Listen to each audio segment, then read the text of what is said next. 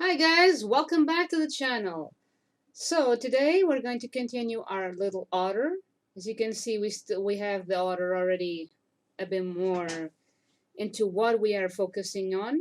Of course, some of the coloring still is not in the correct tones and everything, but it will be in a few moments. At least I'm trying to work on it and still seeing some references to get it right. Now, what I'm going to do is multiply all the layers. I mean, duplicate them and then turn them into the multiply and then erase them a little bit, the parts that have the shadow or the part that is darker, to make some sort of light entering and then letting the darker parts appear as the shadow. This is the method I learned with Samuel Smith from the Blurone website. I think if I'm not wrong, it's a Spanish/English website. I'll put it on the description below. It's really cool. It's worth your time, worth your money, really good. That's where I learned it, and it's really comfy for me because I really learned how to process coloring a lot better and seeing how I work with references also in the coloring and seeing how to use the methods of seeing my references and choosing what I want from each reference. It's really good to see. But yeah, in this case, I was just trying to give the bit of the idea of what I wanted and how I would like the darkness of the wood plank to be. Also, this will be applied to any method. So right now I'm feeling pretty more confident because I'm slowly starting to learn how to paint without almost doing a 360 non-scope every time I'm drawing, because I used to really just drew everything, but then I'll just rotate the whole screen. And when I speed paint everything, when I did the spinning of the video, it would just make everyone throw up. Literally, I had my mom almost throwing up because of that. So not the best choice. But yeah, it's really funny now that I'm starting to get more comfy. There's a part, by the way, there's a part in the video that accidentally just turns immediately to gray, because when I was making the video, I thought in that part that I was recording and I wasn't. So I'm doing this process of the duplicate the first layer, turning it to multiply, and then making another layer with overlay to make the light part. I'm doing that on all layers and grouping everything, since this is Krita, and Krita has that kind of peakiness with making everything in a group to make it more organized. I mean, it's not that bad. It can be a bit annoying, but still, it works perfectly for me, and I'm liking it so far, so I'm not complaining that much. So yeah, this part is just going to be doing the same thing over and over and over. It's going to be a bit annoying, so my sincerest apologies if it gets annoying for you guys.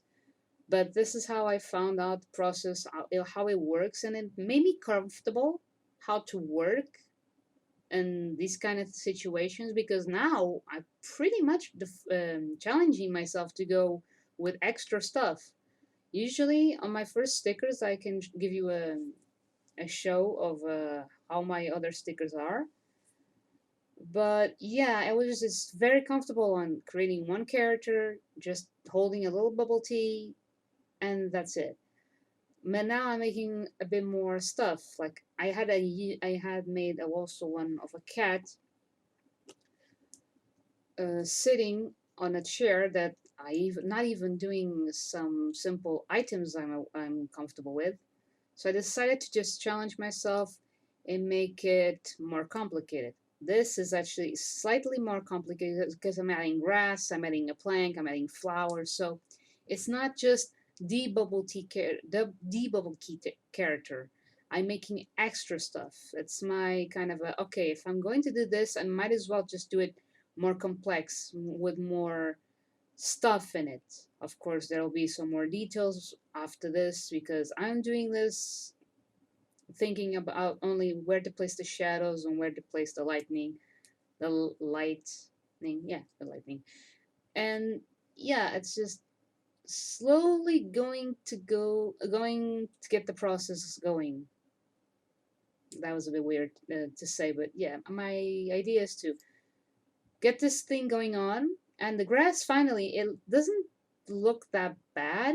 I usually have a hard time with the grass part, But for now, for something so simple, I got a bit of hang of it. I'm starting to get a hang of the part of coloring, the shadows, and everything. I'm slowly getting there. For me, it's a huge plus on my side because I'm starting to have more confidence and going from my comfort zone to a more complicated zone, which is awesome for me. I'm not complaining. I'm actually very happy about it.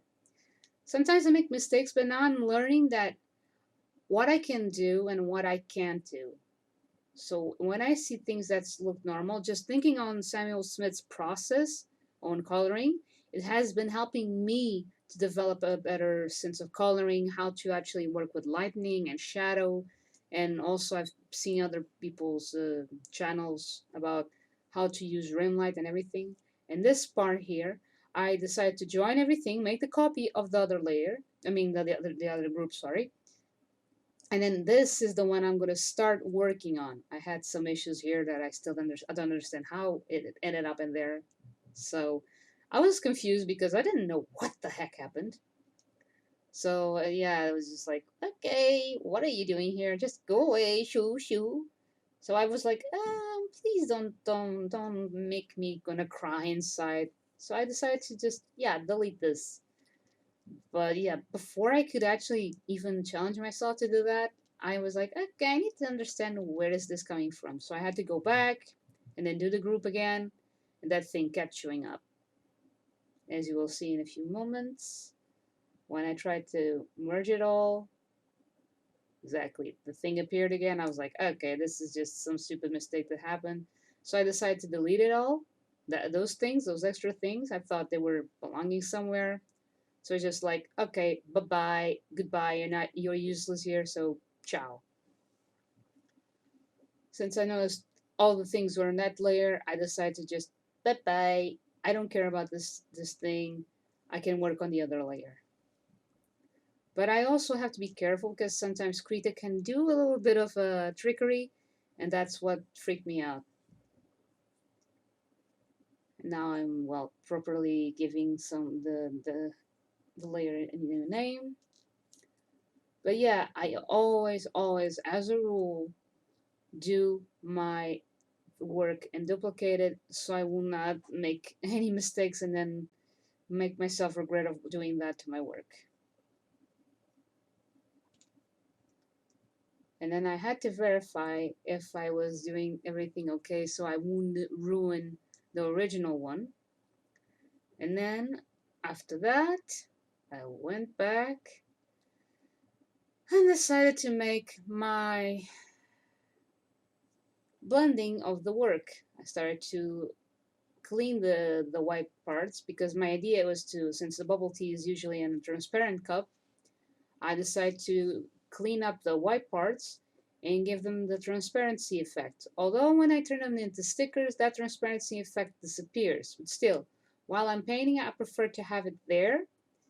And I was trying to figure out some coloring. I was trying to play with it with the colors here and some brushes because either I play with the colors or I play with the brushes. I still try to figure out what kind of colors I can mix. I like to play along with the colors because I usually have a base color in the beginning, but then I start to play with it so I won't get it annoyed with the final result.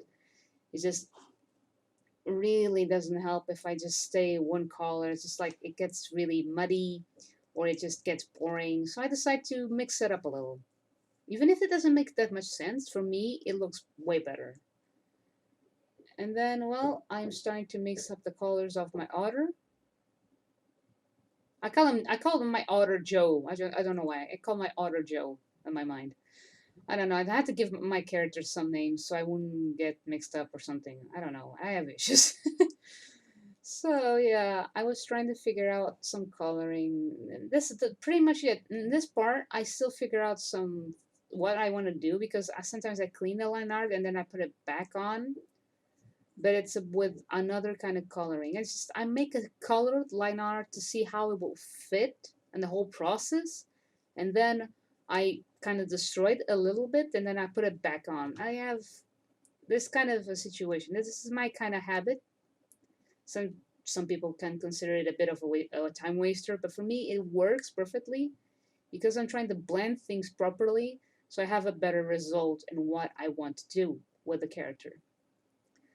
So yes, yeah, usually in this blending, thank God it's speed paint, because if you guys were seeing this real time, it takes me like 1 hour, 2 hours, around 3 hours almost to get this thing done. And I work better under pressure. So when I had once a commission for Sans from Undertale, oh, that thing gave me a headache because I thought I was using Fiverr at the time, and I thought the 2 day period was the day after I got the commission to be done. No, it was already starting on that day, so I was speeding up, and apparently I worked so well under pressure that I was able to make the character on the same day that the person asked me to do it, and finished around what, 1 a.m., 2 a.m. So like I went speeded up on that thing.